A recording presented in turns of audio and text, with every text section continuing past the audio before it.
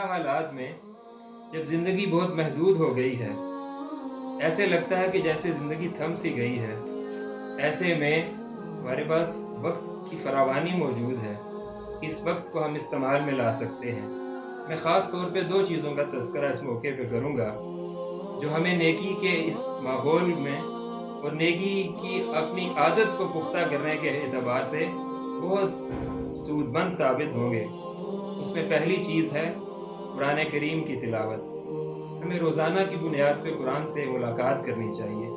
کوئی دن بھی ایسا نہ جائے کہ جب ہمارا قرآن کے ساتھ ایک تعارف نہ ہو سکے۔ قرآن کے ساتھ ہمارا ایک تعلق ہونا چاہیے۔ جن لوگوں کو قرآن یاد ہے وہ اس کی تکرار کیا کریں، اور جن لوگوں کو قرآن کا کوئی حصہ بھی یاد نہیں ہے وہ اپنے اس مردہ دل کو قرآن کی تلاوت سے آباد کریں، قرآن کے کچھ حصے کو یاد کریں۔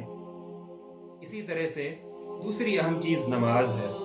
نماز میں جب انسان کھڑا ہوتا ہے، اپنے رب کو پکارتا ہے، سارے تعلق چھوڑ دیتا ہے، بس اللہ ہی کے سامنے حاضر ہو جاتا ہے، ذرا تصور تو کریں کہ دنیا کا کوئی بڑا حکمران ہمیں بلائے، ہم کتنی تیاری کریں گے، کتنے زیادہ ہمیں شوق ہوگا، ہمیں انتظار ہوگا کہ ہم اس حکمران کے پاس جائیں، اس سے ملاقات کے کچھ لمحے پائیں اور پھر ان لمحات کو اپنی پوری زندگی کا یادگار بنا لیں۔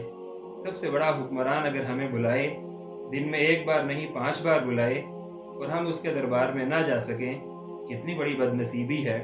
اسی بات پہ میں اختتام کرتا ہوں کہ جو حضرت علی نے کہا تھا کہ جب میرا جی چاہتا ہے کہ میرا اللہ مجھ سے باتیں کرے، میرا اللہ مجھ سے ہم کلام ہو، تو میں قرآن کریم کی تلاوت کرتا ہوں جو اللہ کا کلام ہے، انسانوں کے نام ہے۔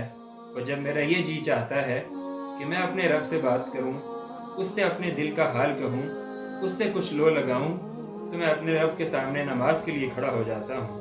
تو بس ہمیں بھی ان دو اعمال کو فوری طور پر بنیاد بناتے ہوئے اعمال صالحہ کی لذت اپنے دل میں پیدا کرنی ہے، زیادہ سے زیادہ نیکیوں کو اپنے دامن میں بھرنا ہے۔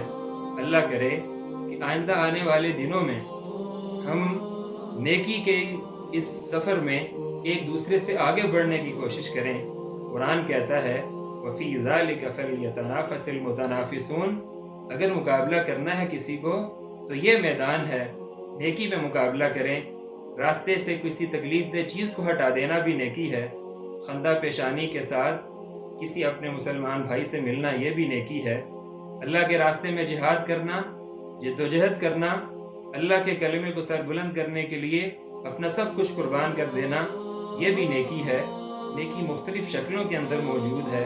ہمیں بس آگے بڑھ کر ان ساری کی سارے نیک اعمال کو اپنے دامن میں بھرنا ہے۔ کسی نے کیا خوب کہا ہے کہ کچھ نیکیاں تو ایسی بھی ہونی چاہیے جن کا رازدان صرف اللہ ہو، اور جب یہ ہوگا تو پھر اللہ وہ انعام دے گا کہ ما لا عین رأت ولا اذن سمعت ولا خطر علی قلب بشر۔